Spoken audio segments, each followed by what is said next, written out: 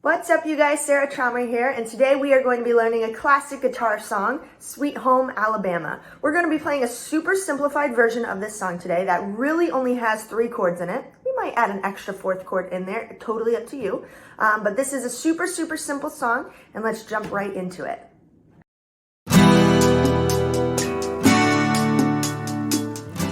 So the majority of this song is going to be using 3 chords. So we're going to be using our D chord, our C add 9 chord, and then our G chord. The majority of this song follows those 3 chords in that same order. So D, C add 9, and then G. There's a little part at the end of the chorus that adds in an F in there, but we'll talk about that in a few minutes. Let's work on the strumming for this song because that can get a little bit tricky with it. And so let's see how we want to play it in this song.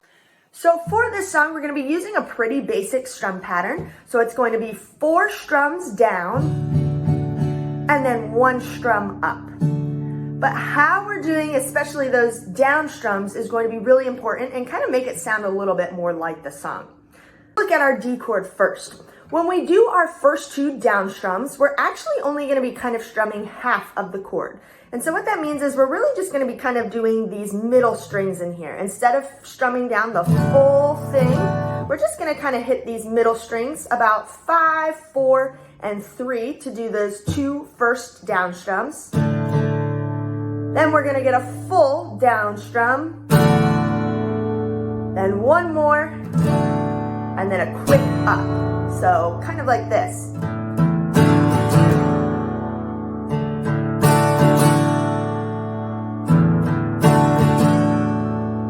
Now let's look at the C add 9. Same thing, we're just going to kind of strum the top half of the chord first with the first 2 strums. So just hitting 6, 5, 4. And it doesn't have to be exact. It can just kind of hit those top strings. So down, down, down. And then a quick down up.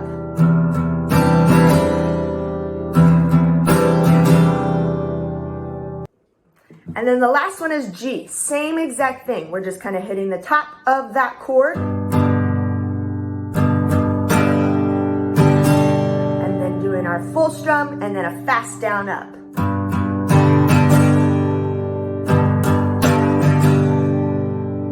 So putting the 3 chords together, it should sound something like this.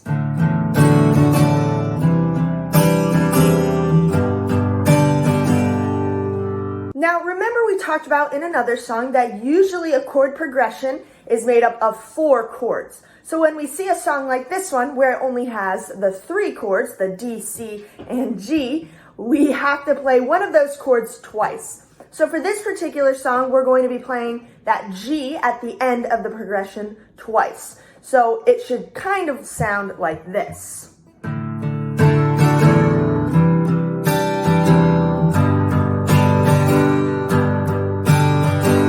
Now it's super important to kind of start off slow like that to make sure you're getting the right amount of strums in there and kind of the right rhythm of it too.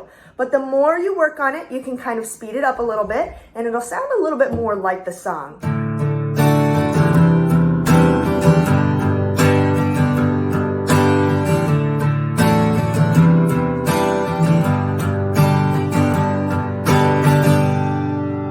Now remember at the beginning of this video, we talked a little bit that there is also an F chord in this song. Now the F chord is totally optional. You can play it that way we were just working on, just the D, C, G, the whole song, and it actually works out just fine. But there is one part of the song where we'll have the F on it. And let's take a look at that part just in case you want to add it in there. Now the F chord is going to come at the end of the chorus and it's really quick. So basically what we do is we go through the progression like normal, the D, C add 9, G, and then we do a fast F, and then a C major, and then kind of right back into our pattern. Let's put that all together and hear how that would sound.